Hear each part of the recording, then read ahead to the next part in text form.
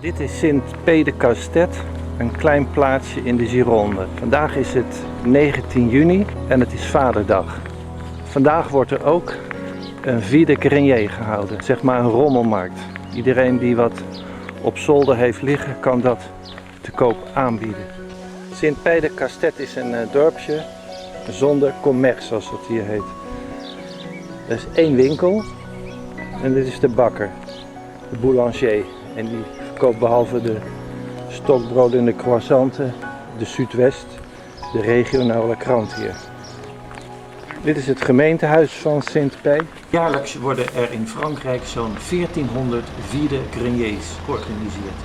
Wat is dat nu eigenlijk, een vide grenier?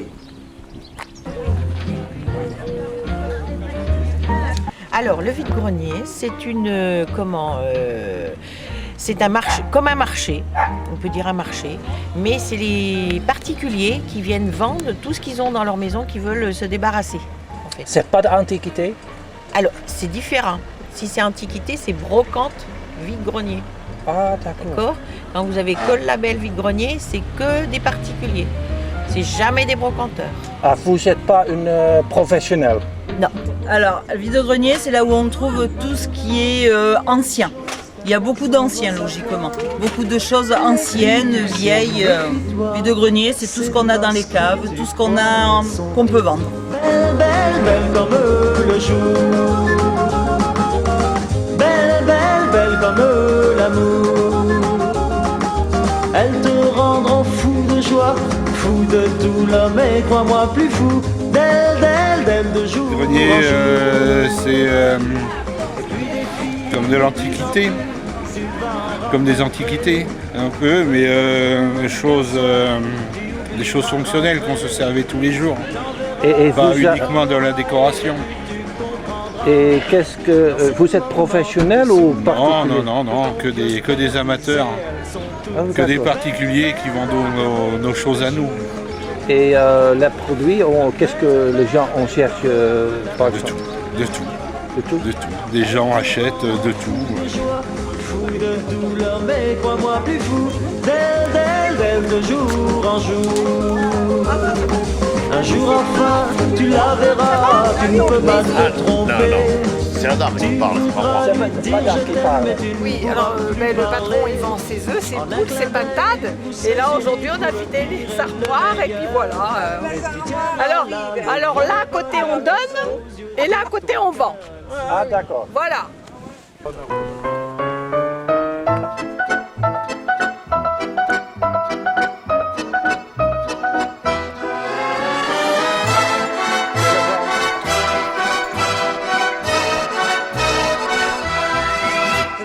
À la ville en fête et en délire, suffocant sous le soleil et sous la joie.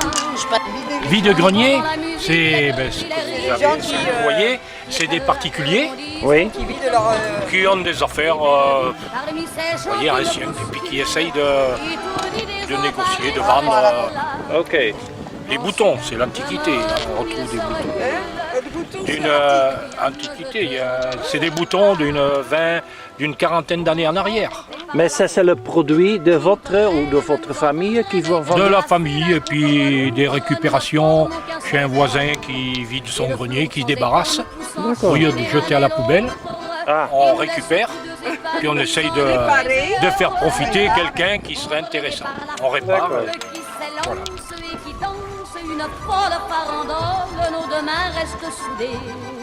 Et parfois soulevés, nos deux corps enlacés s'envolent. Le vide-grenier, c'est tout ce qui ne sert pas à la maison, tout ce que vous voulez débarrasser.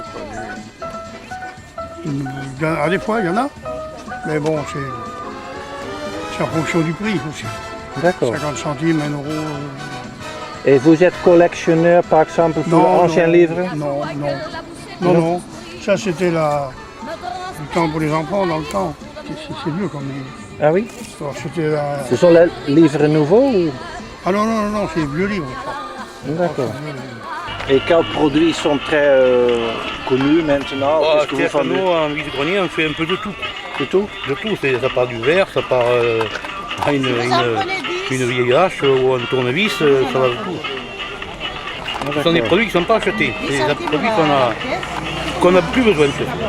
Et le prix, c'est pour négocier ou ça c'est un prix fixe? C'est négociable. Oh, d'accord.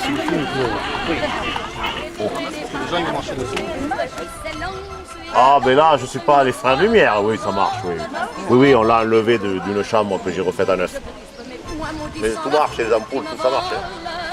Non, on a enlevé ça, on a modernisé, hein, c'est tout. Hein. Ça marche, il n'y a pas de souci. Chromo, c'est l'ancêtre de l'imprimerie. C'est de la reproduction imprimerie, mais très ancienne, au début de l'imprimerie. Et ils appellent ça des chromolux. C'est un procédé photo. Voilà, c'est un procédé photographique. Ça, c'est début du siècle. Voilà, Chromolux. Ça, c'est Ikea. Ça, c'est le procédé Ikea. Ikea.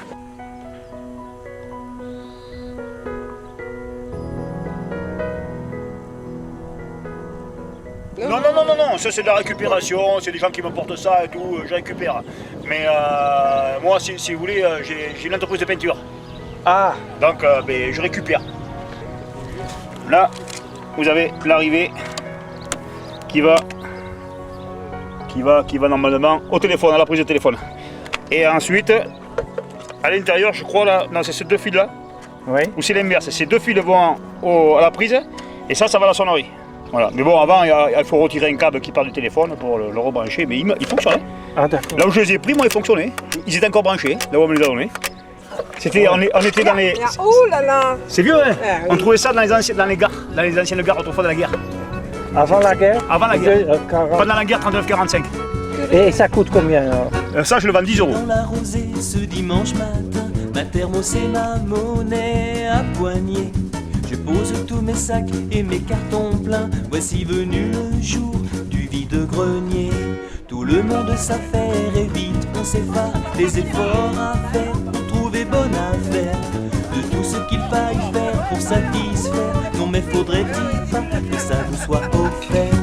La petite Lucie sacrifie ses barils sur l'autel sanglant des joujoux à bas prix. Le gros René des tonneaux et des crucifix. Il en a tellement, mais où les a-t-il pris?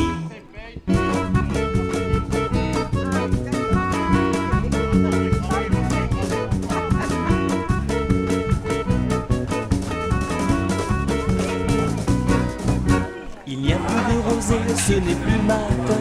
Ma thermos et ma monnaie à poignée.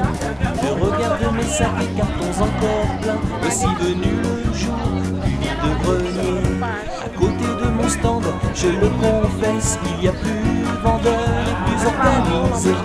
Il y en a même qui déballent leur Mercedes-Benz, des meubles qui sont encore tout emballés.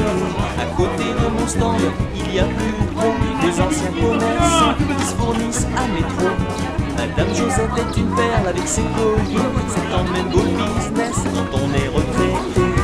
Le petit Kevin sacrifie ses G.I. Joe. Sur l'autel sanglant des jouets à 1 €. Le gros René sort encore de son berlingot.